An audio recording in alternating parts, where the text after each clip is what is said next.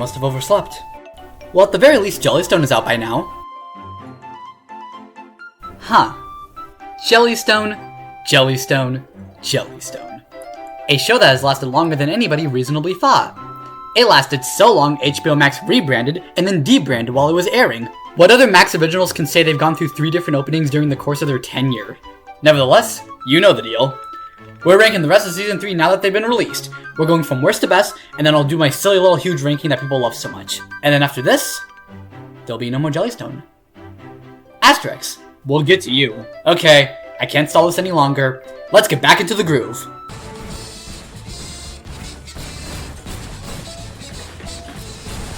Wow, this might be the first episode I actively dislike. Make no mistake here, there are episodes here that are low on the list, but even then, something like Boo Boots or Bleep are episodes I still largely enjoyed at the end of the day. This one, however, just wasn't it for me. Plot. Oh yeah, I'm forgetting the plot. It's actually relatively pretty simple. Yogi Bear, Boo Boo, Jabberjaw, Shazam, Peterpotamus, and Loopy are all going camping. Shazam accidentally uses his magic to teleport them to the middle of nowhere, and they're hunted by the Herculoids. This episode is just very boring. It has funny jokes, don't get me wrong. I don't think I made it clear enough, but all the episodes in this show have at least one funny joke no matter what. But the plot itself doesn't keep me engaged, and the moment they start changing the plot mid-episode is when I get the idea that they're just running out of ideas and need to pivot. First they're camping, now they're being hunted, then they get captured. At some point Yogi insults their cooking, so now we're at a cook-off, and you know, this can be really fun. I like cooking shows, I watch Cutthroat Kitchen. No! They cut to the aftermath where they already lost, and then the episode just ends. What was that? This is probably the worst episode of the show. Now keep in mind, the worst episode of Jellystone is still a 6 or 7 out of 10, which is far from terrible. Trust me, I know what terrible is. Oh yeah, I do! For this show, I expected better.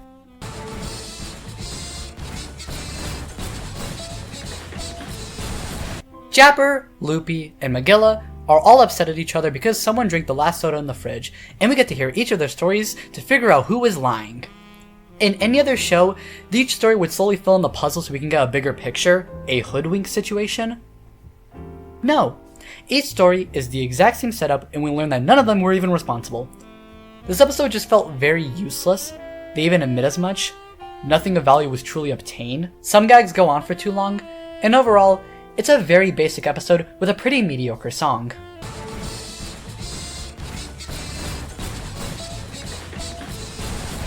Yogi starts eating garbage without his hands as a way to be less civilized. When I was first watching this, I thought it was going to be one of those episodes where the characters revert to their primal roots. That could have been a very fun and interesting concept, and I really like whenever shows do that sort of thing. The first thing that comes to my mind is SpongeBob and We Bare Bears, but no, they don't. They really don't. It just becomes Yogi being hunted down by a secret society. It's not bad or anything, but it's also not very good. Very much a fine episode. Nothing offensive or anything. Mid, if you will. The song in this episode was also very bad. Why are they doing this?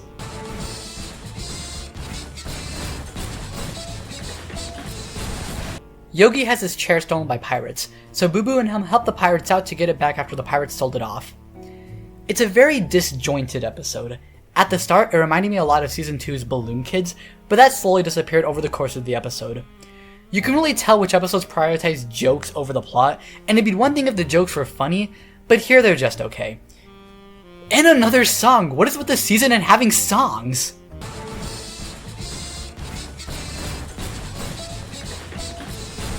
I mentioned it last episode about how you can tell which episodes prioritize jokes over a plot, and this one is the epitome of that, but I'll give it this. At least the jokes were actually funny to make up for it. Jabberjaw tells a story about her finding true love with a werewolf. This feels like a teen-era Simpsons episode where the writers gave up and decided to make the episode take place as a story from ancient history. However, there's no anthology device, and the jokes are actually really funny. This is the first episode where I can say I enjoyed myself. We're not at great episodes yet, but I am enjoying these, so I guess we can say that they're decent. Good, even.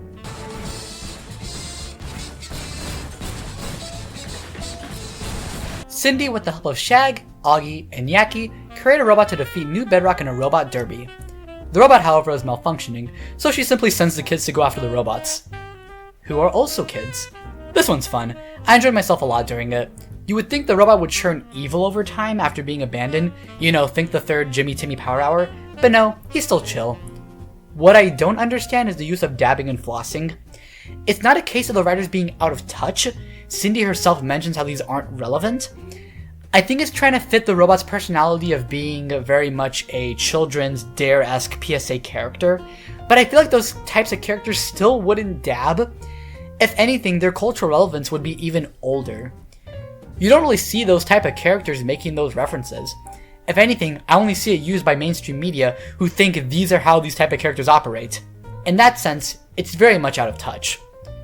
The robot also does a rap song, and that's more of a 90s/2000 thing, so why not lean into that era more? You're just mashing two things together that don't feel right. However, at the end of the day, I still enjoyed myself. There's some gags I really liked, like the crazy gag, and overall, it was a fun episode.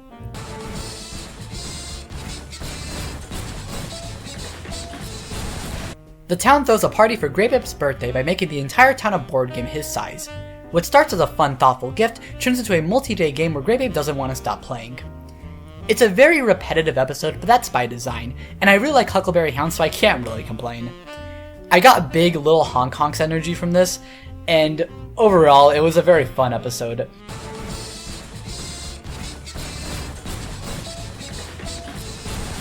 Everyone has a theme song except Yogi Bear, so he tries to get one and gets a really bad one. I respect the restraint to not use Hanna-Barbera's classic theme songs. Even with Yogi's new theme song, they just use the instrumental and make new lyrics. I like that. They could have easily cashed in on nostalgia, especially since Hanna-Barbera made like a billion songs, but they chose not to. That's very cool. My only real issue is the songs themselves. I've hinted at this before here and there, but this half of the season marked an increase in musical numbers, and I'm sorry, but none of them have been good. No disrespect to the voice actors or anything, but either they can't sing, or they can't sing while doing these cartoony voices. There's just no rhythm here. It sounds like they sung the lyrics first without a tempo, and then the music was made around it. It's very odd. Usually, I'm all for musical numbers in television shows. I love musicals. They're fun, but this isn't it.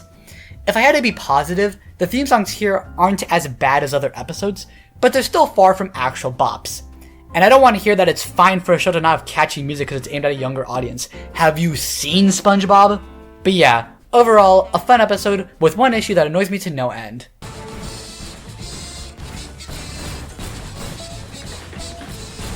The entire town is invited to a wedding to which a feud breaks out between Tub and Tom. I've got notes. First of all, classic Jabberjaw is revealed to be modern Jabber's father. That's very cool. They made a joke about his mannerisms being from a different time, and it led me down a rabbit hole trying to figure out if this joke meant anything. Spoilers, it didn't. I wasted my time. Third of all, so Tub is an adult? Maybe I'm just dumb, but I never really read this character as an adult throughout the entire show so far. At most, Heavens to Murgatroyd got me questioning how old this guy is, but this one just flat out confirms he's an adult. Okay man, whatever. Otherwise, a pretty funny episode all things considered.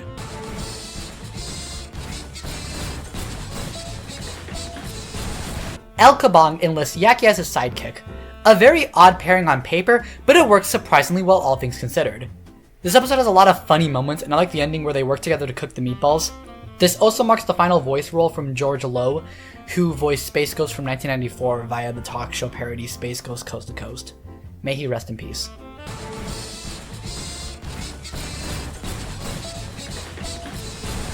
Alright guys, we've made it. The big Cartoon Era crossover event. It's gonna be the best episode of the show. What do you mean it's 49? I don't know if it's the fact that this episode was hyped up for over 2 years, but this just didn't feel as gigantic as I thought it was gonna be. Now make no mistake, it's not a bad episode. Not in the slightest. I actually quite liked it. But I guess I thought it'd be more, I don't know, let's discuss it. So the plot is relatively pretty simple. Mojo Jojo, Dee Dee, and Billy are transported into the world of Jellystone through various means, and the first half is spent on these three characters as Jellystone figures out what to do with them. Over the course of this, the characters from the original universes realize how much they need them, so they themselves go to Jellystone to get them back, which leads to a chain reaction resulting in a bunch of Cartoon Era characters coming to Jellystone leading to a fight. Also, Cindy has a romantic relationship with Mojo Jojo. Now, I actually like the first half where they opt to focus on a set amount of characters over everyone. It allowed them to hone in on what made these characters fun, and I'm sure it was easier than trying to rope in everyone. It's the second half that kind of irks me. I think the pacing falls off a bit, which is understandable when they're roping in literally every character ever, but I feel like a crossover that was advertised as a huge fight between Hanna-Barbera and Cartoon Network didn't spend enough time on the actual fight. In fact, by the end of the episode, I was left wondering why they fought at all. Like, some altercations I understand, like Mojo framing himself as a misunderstood little bean, which led to Cindy fighting back against the Powerpuff Girls. That was funny. And Jabberjaw getting Dee Dee to recognize that Dexter was still bad-mouthing her, even when he was trying to get her back. But some of the fights felt very arbitrary. I did like seeing Bubbles beating up her 2016 counterpart though. Fun fact, Craig McCracken, the original creator of the Pop-Up Girls, personally asked CH Greenblatt to animate that. I just wonder, if this was expanded to 44 minutes or something longer than 22, would it have benefited? I think back to OKKO's crossover Nexus, which was 11 minutes, and how it felt like they had little time to tackle what they wanted, and I see a similar thing here with this special. Another minor nitpick is surprisingly the animation. Jellystone is animated in Adobe Anime with rigs, and by all accounts, they don't look bad. The characters go off model so much that my thumbnails feature screenshots of random out-of-context frames from each episode. There's a bounciness to the characters. You never get the feeling that the animators are being held back from the characters being rigged. The Cartoon Network characters feel like they're being held back from the characters being rigged. Now, the art style themselves are actually pretty faithful, but I think it clashed with Jellystone a bit, which I know was the point. But also, the show has done such a great job at integrating the characters into their art style seamlessly that I wonder if it would have looked better had they been adopted into said art style. I remember there was a poster made to promote the episode when it was first announced, and the characters looked like they were drawn in the art style. Obviously not completely, but just when you look at that, you can see where I'm going here, right? However, even then, I think the issue just comes down to the fact that this was a one-off episode and they would never need to use these models again, so I imagine less time went into rigging them up to be nearly as expressive as the other characters, which led to this. I think it's seen the most when we cut to clips from their original universes. There's just something about it that feels off. You can tell they were modeled based on their model sheets, which sounds like a no-brainer until you realize how often that these shows, which were animated traditionally, were storyboard driven. So rarely did the animator ever truly stay on model, which I think is a reason for why this felt a bit more polarizing. The animation isn't bad by any stretch of the imagination. There's just something lost within the transition from frame by frame to rigged that was emphasized by them trying to retain the original art style. It's not a huge problem at the end of the day, it's just something I picked up on. I am in no way accusing the animators of being lazy or anything, I'm not stupid. Plus, with every example I can show of it looking off, I can show another of it looking pretty good. Like the Kids Next Door moves pretty well, all things considered. To be more positive, I did appreciate the voice actors reprising their roles. The only one I noticed that sounded off was Dee Dee, but you can't fault people for aging. Whoopsie, I did it again! What I can fault is I'm using the wrong computer voice in Dexter's lab. 0 out of 10, are you kidding me? But yeah, overall, I think the pace could have been handled a bit better, but it's not a bad special in the slightest. I appreciate the effort that went into this, and as long as others enjoyed it, who am I to judge? I could rant on about how Cindy and JoJo's relationship is a tad cringe, but also, I don't really care. It was fine, I have nothing to say about it. Kinda funny. And yeah, overall, a fine special. I have no idea why they released it as episode 18 when this was the last to be made in the production order. Though if I was going by the production order, we would only have 2 seasons, so whatever.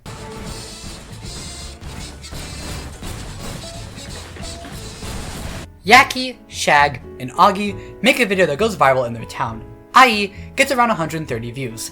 Hey, now you're speaking my language. Because they edited their video with CapCut, none of the boomers realized it wasn't real, so now they're required to re-perform this death-defying stunt as a publicity stunt to outdo New Bedrock. They enlist the help of Delvin, Todd, and Sandy to help prepare them to do the stunt for real, and by prepare, I mean they kinda talk and do a short montage, and yeah, this is the part where the episode loses me. It does pick back up, however, with this really dumb joke that shouldn't be funny, but it just is to me.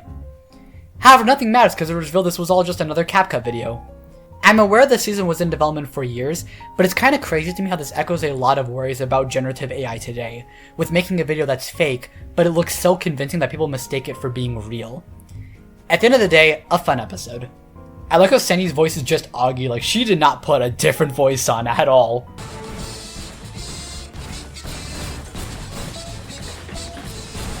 El Kabong becomes a therapist and gives short-sighted advice that really doesn't work in the long run. I actually really like this a lot. I think it has a good message and overall, it's pretty funny. I know episodes like these seem quaint considering how long I've spent talking about Crisis on Infinite Mirths, but some episodes really don't have much to say about them beyond, they're good.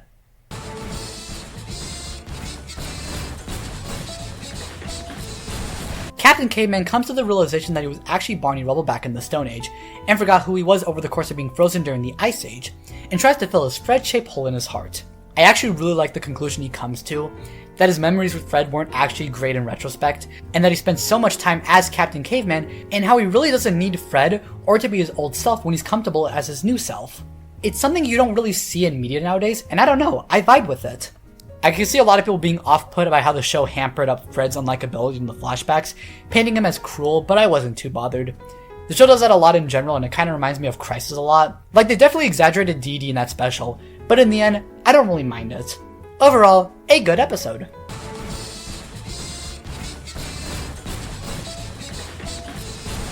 Yogi and Boo Boo accidentally order a friend instead of a simple ride to the hospital, and because of this, Willie thinks they want to hang out longer, so they begin avoiding him. However, they notice Willie begins avoiding them, so they stalk him just so they can be the ones to end the friendship. It's an episode with a really dumb plot that only Jellystone can make work. That's what I really like about this show. They can choose the dumbest of things and make it entertaining. I was pleasantly surprised by this episode. I hope you realize by how much I'm just like choking up while reading the script. It's just so stupid to say out loud. I love it.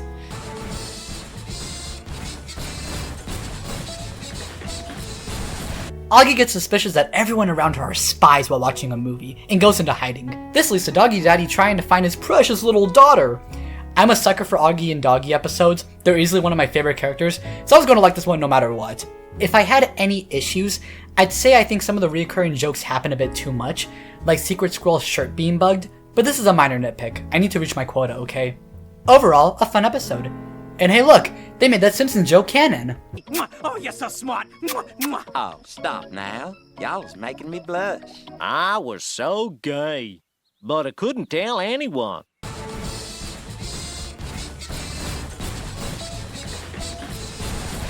Augie is sleep hugging, which is so deadly they literally crumble you. I think this could have been a fun whodunit if they hadn't revealed who did it so early, but also I really enjoyed how Doggy Daddy responds to learning it's his daughter. There's a lot of funny moments like Doggy, Yaki, and Shaq constantly being arrested and escaping with butter. There's some gags that perplexed me, like the duck milk stuff, but overall, this wasn't bad in the slightest. The ending is also really funny.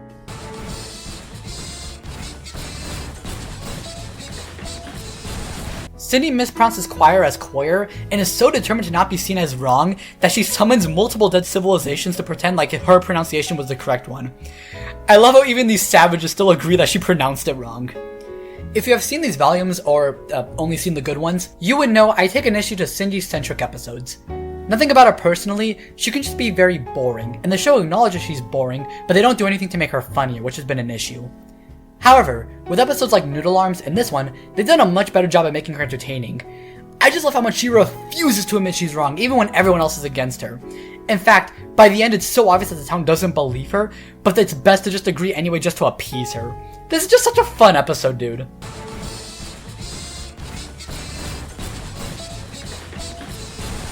Cindy steals some of Yogi's juice to give them to others to give them Yogi's good luck, and it works. Temporarily. Wow, 2 back-to-back good Cindy episodes. We're on a roll. I thought taking Yogi's DNA was going to turn everyone into Yogi zombies, but it doesn't, and to be honest, it's for the better the more I think about it. They never really explain why those side effects affected those characters, but it's hardly an issue. At most a nitpick. Overall, a fun episode.